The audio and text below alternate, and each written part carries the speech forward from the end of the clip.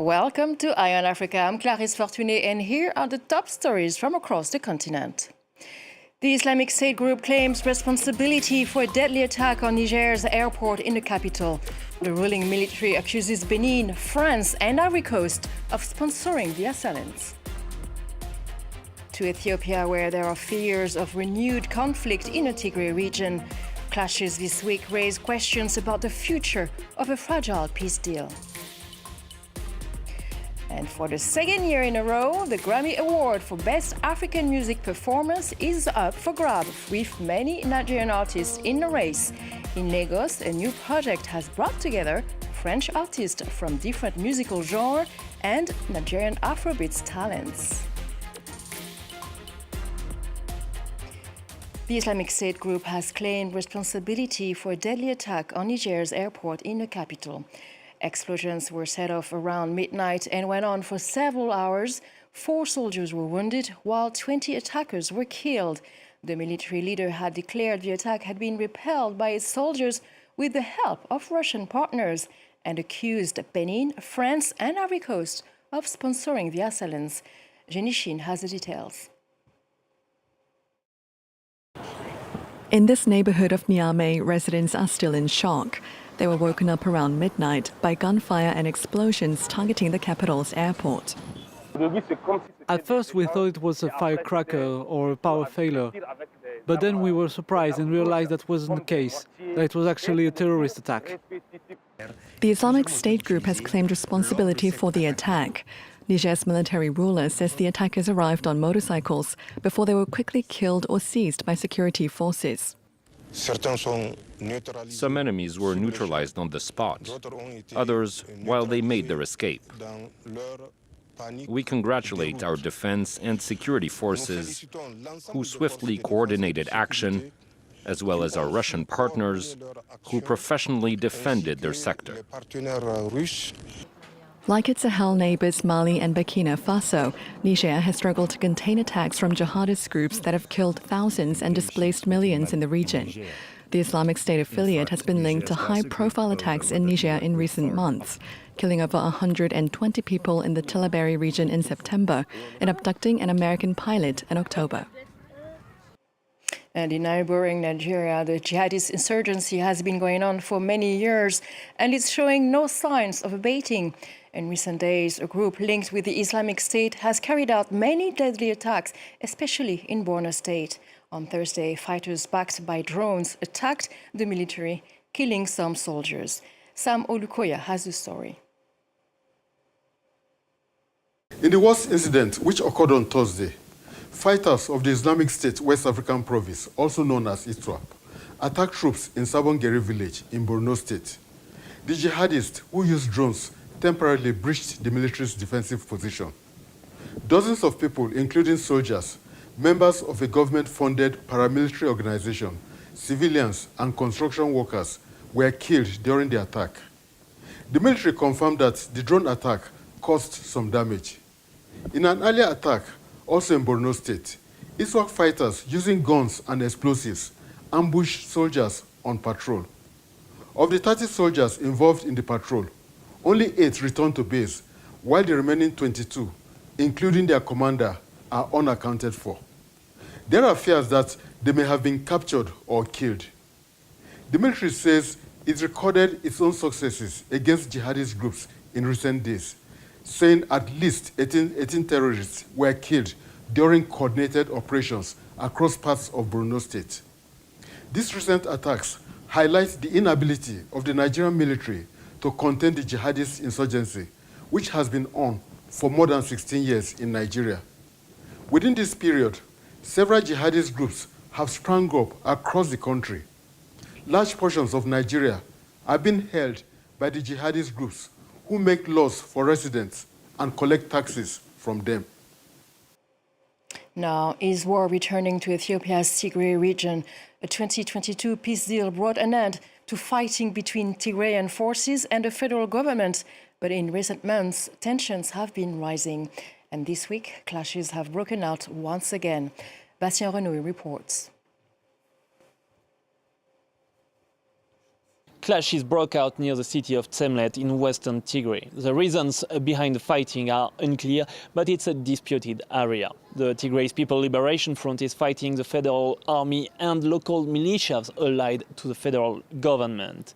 Recently, tensions were high between the TPLF and the federal government. The government is accusing TPLF leaders of having signed a deal with the Eritrean government in order to attack Ethiopia anytime soon. And these clashes are worrying. Between 2020 and 2022, the war between TPLF and the federal government killed more than 600,000 people, according to the African Union. Flights to Tigray are cancelled now, and residents of Mekele, the capital of Tigray, are worried of a new war. They say that they've been trying to withdraw cash during the past few days in order to have a bit of money in case of a new war, but ATMs are now all empty. The chairperson of the African Union Commission expressed deep concern over recent developments, and in order to ease tensions, he said that the African Union is ready to facilitating the dialogue, cooperation and confidence building between the parties in support of sustainable peace in the Tigray region of Ethiopia. More than 100 people arrested during Cameroon's post-election unrest in October have appeared before a military court in Yaoundé. Held for more than 2 months without trial, they're accused of spreading false information and taking part in unlawful protests against the October 12 election, which declared President Paul Biya the winner. The court rejected a request for their provisional release, a decision families say is unjust in Diora Ayuk. Mrs. Suleimanu, who's asked that we use a pseudonym, is at home in Yaoundé, unexpectedly navigating the last trimester of her pregnancy alone after her husband was jailed. He was arrested amidst Cameroon's post-electoral crisis last November as he was returning home from prayers. She is 8 months pregnant and has 2 other children who have had to drop out of school because she can no longer pay their school fees. Her husband was the family's sole provider. I only implore the Cameroonian justice system to release him because he is innocent. He did nothing wrong. He didn't join the protesters, he was just returning from the mosque. Hervin is getting ready to visit her older brother, who is being held at Yaoundé Central Prison. She's taking him a basket containing a simple meal and some fruits. Ludovic Daga is an agricultural engineer. Ahead of the presidential election, he campaigned in the West region for Issa Chiroma Bakari, the unsuccessful candidate who continues to contest President Paul Biya's victory. Ludovic was also arrested in November and was taken from his farm before being moved to Yaoundé a few days later. His family is worried about him. We want to know exactly what he's accused of, and above all, he needs to be released because we don't know what he's doing in prison. What crime did he commit? What did he do? We want to know. About 2,000 people are being held in detention centers across the country. In Yaoundé, 142 of them appeared before the military court on January 8. Lawyers from the Citizens Defense Collective say the military court lacks jurisdiction for these cases. This is a flagrant violation of the law, which we denounced from the very start of the trials on January 8th. None of these cases are within the military tribunal's jurisdiction. None of the Cameroonian authorities we contacted responded to our interview requests. The next hearing is scheduled for February 12 this year. Expelled from South Africa, Israel's top diplomat is given 72 hours to leave the country. Ariel Seidman, Israel's chargé d'affaires, has been declared persona non grata, accused of using the official Israeli social media account to insult President Cyril Ramaphosa. The Israeli Foreign Ministry has swiftly responded, ordering South Africa's representative to the country, Sean Beneveld, to leave in the same time frame. South Africa cites repeated, as you've mentioned, repeated violations of diplomatic norms. Now, there's actually 2 reasons. You've mentioned the one. It said that President Cyril Ramaphosa was insulted on official Israeli social media platforms in recent months, especially during the G20. And the second reason, that the Israeli embassy failed to inform DIRCO, so our international department, of the Israeli president's visit in December in the Eastern Cape. State. So South Africa said that this had undermined trust and diplomatic protocols between the two countries. And in response to today's decision, Israel declared South Africa's Minister Shaun Beineveld persona non grata. But Beineveld is based in Palestine. So this just reinforces South Africa's position that Palestine should be recognized as a state. And it's important to note that Israel's deputy or attaché, Mr. Seidman, who has now been declared persona non grata to South Africa, was appointed shortly after the Hamas attack in October 2023. So South Africa then withdrew its diplomats from Israel, while Israel now has also back then recalled its ambassador. So we see this constant back and forth. Relations between South Africa and Israel have dwindled in recent years, especially with the ANC-led government's strong support for Palestine and its efforts to declare Israel's invasion in Gaza as a genocide. If you could remember that South Africa was the first country to approach the International Court, which was then followed by many other countries as the attack on Gaza continued. Now, it's also understood that Israel will only replace its ambassador to South Africa if South Africa will withdraw its case against Israel at the International Court of Justice. However, after relations between the two states have worsened even further. In Sudan, the civil war is taking its toll on history. Since April 2023, museums and archaeological sites across the country have lost thousands of cultural relics, either damaged or looted amid the ongoing conflict. Laurent Berstecher has the story. Overgrown bushes and shattered glass line the entrance to Sudan's National Museum.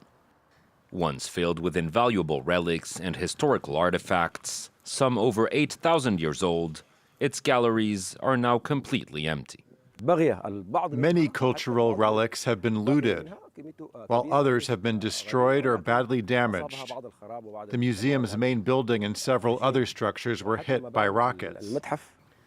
The building was almost entirely looted in the early days of the war, when Rapid Support Forces paramilitaries seized control of the Sudanese capital. It's one of 22 museums that have been damaged or pillaged since the start of the conflict in April 2023. Officials say over 4,000 relics and cultural artifacts have gone missing across the country in the past 3 years and denounce a direct attack on Sudan's cultural identity. This devastation threatens to destroy our culture, erase our history, and undermine the Sudanese people's relation to their historical heritage and identity. Following a joint investigation with UNESCO and Interpol, Sudanese authorities recently recovered around 570 artifacts that had been looted during the war. For now, they will remain locked up, away from the public eye, with most of Sudan's museums set to remain closed for the foreseeable future. Now, the 2026 Grammys is taking place this Sunday, and for the second year in a row, the Grammy Award for Best African Music Performance is up for grab. Nigeria seems once again to be a breeding ground for talent, with nominees like Burna Boy or Davido. In Lagos, a new project has brought together French artists from different musical genres and Nigerian Afrobeat talents. A few piano chords, some percussions, and a sprinkle of bass. Inside the famous Marvin Records studio in Lagos, Nassim Dian and Renaud Rubio are finalizing their latest track. For the past week, these French producers have been working with several Nigerian artists in order to create a completely new sound. In recent years, you can really feel how strong Nigeria's influence has become in music worldwide. I think it's very interesting for artists to come to Nigeria to draw inspiration directly from these sounds and influences. The result of this international collaboration, around 60 tracks fusing genres such as Afrobeat, hip-hop and dancehall, and lyrics spanning several languages. So it's remarkable to see what the guys are turning out, and the music we've been hearing, like different bits of French coming in here, different bits of Nigerian pidgin. It's just a beautiful connection. Emerging Nigerian artist Ola hopes to raise her profile on the international stage, but the singer says she's already drawn inspiration from seeing different approaches to sound and music. I think it is very important to have that. This camp has really showed me a different side of music that I didn't even know existed. The popularity of Nigerian music has exploded in recent years with the emergence of artists like Burna Boy and Ayra Starr. Global superstars which the new generation hopes to emulate by reaching out to international audiences. A bit of music to conclude today's edition of Eye on Africa. Thank you for joining us and keep on watching France 24.